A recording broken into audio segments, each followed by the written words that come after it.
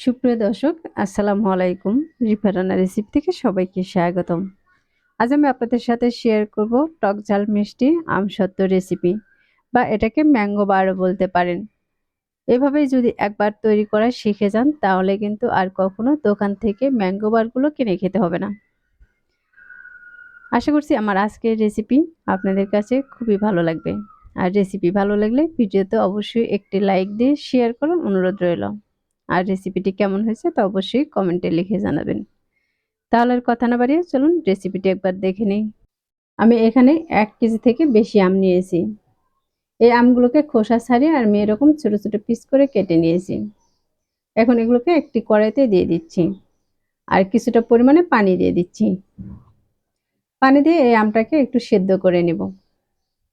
এখন দিয়ে দিচ্ছি ১ চা চামচ লবণ। লবণ দিয়ে আমি আমগুলোকে ঢাকনা দিয়ে ঢেকে কিছুক্ষণ জাল করে নেব। আর কিছুক্ষণ জাল করে নেওয়ার পর দেখতে পাচ্ছেন আমগুলো কিন্তু অনেকটা সেদ্ধ হয়ে গেছে। আমি এই পানিটা কিন্তু শুকিয়ে নিব না। আমটা সেদ্ধ হয়ে গেলে কিন্তু এটা চুলাটাকে অফ করে দিব। আমি এই পর্যায়ে কিন্তু আবারও কিছুক্ষণের জন্য ঢাকনা দিয়ে দিচ্ছি। ২ থেকে ৩ মিনিট পর আমি আবারও ঢাকনা থেকে উঠিয়ে নিচ্ছি। আর আমগুলোকে কিন্তু আবার একটু নেড়ে নিচ্ছি। আর আমগুলো কিন্তু এখন দেখে বুঝতে পারতেছেন এই আমগুলো কিন্তু পুরোপুরিভাবে সেদ্ধ হয়ে গেছে। এখন আমি চুলাটাকে অফ করে দিয়েছি। আর একটি হাতাতে এগুলোকে খুব সুন্দর করে ম্যাশ করে নিব। এই আমগুলো যদি ম্যাশ করে নেওয়া ভালো হয় তাহলে কিন্তু এই পিউরিগুলো ছাঁকনিতে ছেঁকে নিতে খুবই সুবিধা হবে। আর খুব সহজে কিন্তু এগুলো বের করে নেওয়া যাবে। এগুলো আমার ম্যাশ করানো হয়ে গেছে। এখন আমি একটি চামিচ দিয়ে একটি ছাঁকনিতে নিয়ে নিচ্ছি। এখানে একটি বড় সাইজের বাটি নিয়েছি আর এই বাটির উপরে আমি একটি ছাঁকনি নিয়েছি।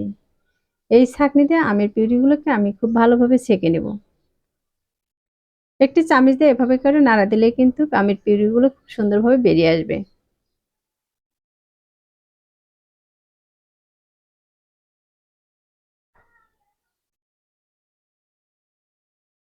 আমি আবারও কিছুটা দিয়ে দিচ্ছি আর চামিচ দিয়ে কিন্তু এরকম করে অনবরত নেড়েচেড়ে এই আমের পিউরিগুলোকে বের করে নিয়েছি। দেখতে পাচ্ছেন খুব সহজে কিন্তু এগুলো বের হয়ে এসেছে। আর এই আমের পিউরিগুলোকে আমি কতটুকু ঘন বা পাতলা রেখেছি তা কিন্তু দেখে বুঝতেই পারতেছেন। এখন এই আমের পিউরির থেকে যে আঁশটা বেরিয়ে এসেছে এই আঁশটা কিন্তু আমি ফেলে দিব। এই আঁশটা যদি আমসত্ত্বের মধ্যে দেওয়া হয় তাহলে কিন্তু আমসত্ত্বটা ভালো হবে না। যে কারণে এগুলো কিন্তু ছেঁকে এই আঁশটাকে আমি বের করে নিয়েছি। এখন এই ছাঁকনিটাকে একটু পরিষ্কার করে নিচ্ছি। তাহলে দর্শক দেখতেই পেলেন কত সহজে এই পিউরিটা বের করে নিলাম। এর ভিতরে এখন কিন্তু আর কোনো রকম দোলাভাব নেই বা আঁশও নেই। এখন এই আমের পিউরিগুলোকে আমি একটি কড়াইতে দিয়ে দিচ্ছি।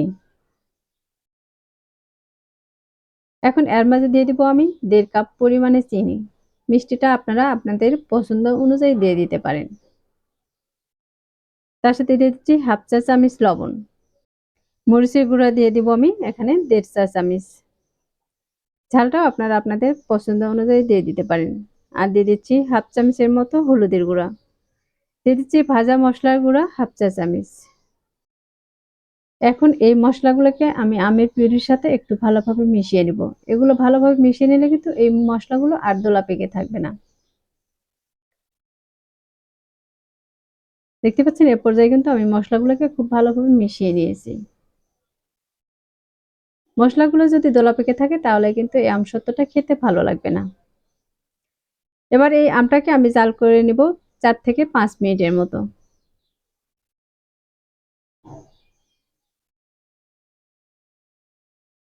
দেখতে পাচ্ছেন ৪ থেকে ৫ মিনিট জাল করে নেওয়ার পর এগুলো কিন্তু আরো অনেকটা ঘন হয়ে এসেছে। আর এগুলো কিন্তু এরকম করে ফুটতে শুরু করে দিয়েছে। এই আমসত্ত্বর পিউরিটা কিন্তু খুব বেশি ঘন করব না। আমি একটু লিকুইডই রেখে দিব।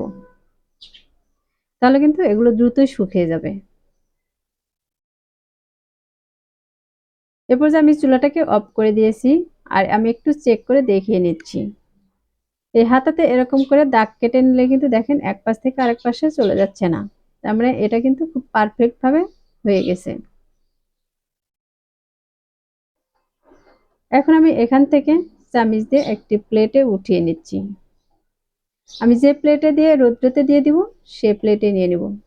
আর তার আগে এই প্লেটটা কিন্তু অবশ্যই তেল ব্রাশ করে নিতে হবে। এখন আমি এই প্লেটের মাঝে কিছুটা পরিমাণে তেল দিয়ে দিয়েছি। আর তেলটা কিন্তু আমি একটি ব্রাশ দিয়ে চতুর্পাশে খুব সুন্দর করে ব্রাশ করে নিচ্ছি। তেলটা দিলে দেখা যাবে এগুলো কিন্তু আর এই প্লেটের সাথে লেগে যাবে না। এখন আমি কিছুটা করে দিয়ে দিচ্ছি।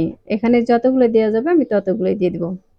আপনারা যদি চান এই আমসত্ত্বটা একটু মোটা করে তৈরি করবেন তাহলে কিন্তু একটু বেশি পরিমাণে দিতে পারেন।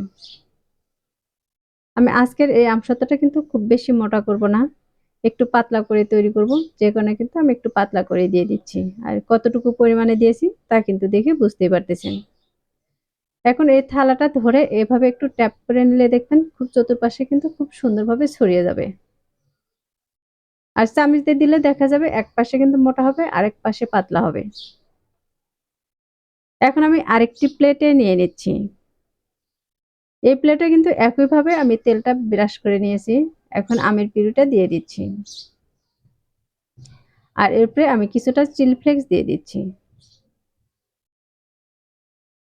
একই আমের পিউরি দিয়ে কিন্তু ২ রকম আমসত্ত্ব বানিয়ে নিতে পারবেন। একইভাবে কিন্তু আমি এই থালাটা ধরে এভাবে করে ট্যাপ করে নিচ্ছি। তাহলে দেখতেই পাচ্ছেন চতুর্দিকে কিন্তু খুব সুন্দরভাবে ছড়িয়ে গেছে।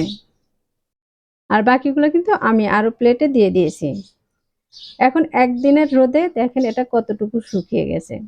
শুকিয়ে কিন্তু সাইড থেকে একটু সরে এসেছে। আর এগুলো দেখেন হাত দিয়ে টান দিলেই কিন্তু উঠে আসবে। এখন এই আমসত্ত্বটাকে আমি প্লেট থেকে উঠিয়ে নিচ্ছি। আর ওঠানোর পর কিন্তু দেখে বুঝতেই পারতেছেন এটা কতটা পাতলা হয়েছে। এটা পাতলাও হয়েছে আর কিন্তু খুবই সুন্দরও হয়েছে। এখন এগুলোকে আমি ছোট ছোট পিস করে কেটে নিচ্ছি। আপনারা চাইলে কিন্তু ম্যাঙ্গো বারের সিস্টেম করেও কেটে নিতে পারেন। আমি একটু বড় করে কেটে নিচ্ছি। এবার কেটে এটাকে রোলের মতো করে ভাঁজ দিয়ে নিব। দেখতে পাচ্ছেন এটা কিন্তু খুব সহজেই ভাঁজ করে নেওয়া যাচ্ছে, আবার খুব সহজেই এটা খুলে নেওয়া যাচ্ছে। আমার এ পর্যায়ে কিন্তু এটাকে ভাঁজ করে নেওয়া হয়ে গেছে। আর এই একইভাবে কিন্তু আমি বাকিগুলোকেও ভাঁজ দিয়ে নিব। তাহলে দর্শক দেখতেই পেলেন কত সহজে এই আমসত্ত্বটি তৈরি করে নিলাম। এই আমসত্ত্বগুলো কিন্তু ছোট থেকে বড় সবাই কিন্তু খুবই পছন্দ করবে। আর উপকরণও কিন্তু খুব বেশি লাগে না। মাত্র ২ থেকে ৩ টি উপকরণ দিয়েই কিন্তু এই আমসত্ত্বটি তৈরি করে নিতে পারবেন।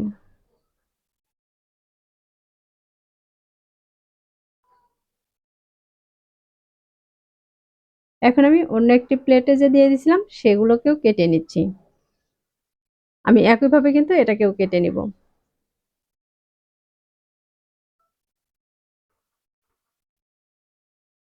আর এটাকেও আমি একটু রোলের মতো করে ভাঁজ দিয়ে নিচ্ছি। তাহলে দর্শক দেখতেই পেলেন যে একই আমের পিউরি দিয়ে কিন্তু ২ রকম আমসত্ত্ব তৈরি করে নেওয়া যায়। একটা মিষ্টি আমসত্ত্ব আর একটা টক ঝাল মিষ্টি আমসত্ত্ব রেসিপি। যারা ঝাল খেতে পছন্দ করেন তারা কিন্তু এভাবে বানিয়ে নিতে পারেন। আর এগুলোকে আমি একটু ম্যাঙ্গো বারের মতো করে কেটে নিয়েছি।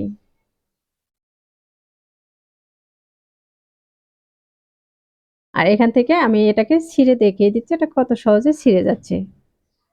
দেখতে পাচ্ছেন এটা শুকানোর পরে কিন্তু খুব সহজেই ছিঁড়ে যাচ্ছে। আশা করছি প্রতিদিনের মতো আমার আজকের রেসিপি আপনাদের কাছে খুবই ভালো লেগেছে আর সহজও লেগেছে। রেসিপিটি ভালো লাগলে ভিডিওতে অবশ্যই একটি লাইক দিয়ে শেয়ার করার অনুরোধ রইল। আর রেসিপিটি কেমন হয়েছে তা অবশ্যই কমেন্টে জানাবেন। আমার চ্যানেলটি এখনো সাবস্ক্রাইব করে না থাকলে চ্যানেলটি সাবস্ক্রাইব করার অনুরোধ রইল। আর যারা চ্যানেলটি সাবস্ক্রাইব করেছেন তাদেরকে অসংখ্য ধন্যবাদ। কথা হবে এরকম নতুন আর মজার মজার রেসিপি নিয়ে। এ পর্যন্ত সবাই ভালো থাকবেন, সুস্থ থাকবেন আর আমার নিয়মিত রেসিপির সাথে থাকবেন। আজকের মতো এখানেই বিদায় নিচ্ছি। আল্লাহ হাফেজ।